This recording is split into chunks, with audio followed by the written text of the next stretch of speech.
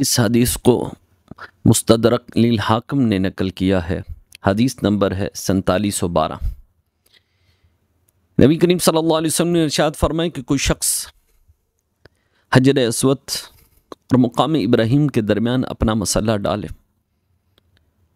और ये नहीं कि एक दिन दो दिन, कई साल तक वहाँ पे इबादत में मशगूल रहे, सारी सारी रात क़याम में गुजारे, सारा दिन रोज़ा भी रखे और इबादत में भी गुजारे,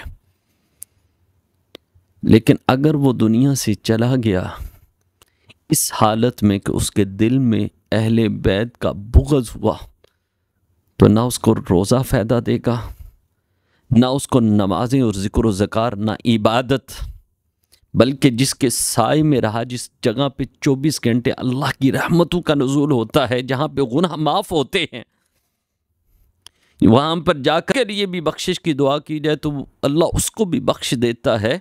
वहाँ पर उसे कोई चीज़ फ़ायदा नहीं देगी। अगर उसके दिल के अंदर अहले बैत का बुग़्ज़ हुआ, अल्लाह उसको उठा के जहन्नम में फेंक देगा। तो जब तक अहले बैत की मोहब्बत दिल में नहीं होगी, कोई इबादत भी कबूल नहीं होगी।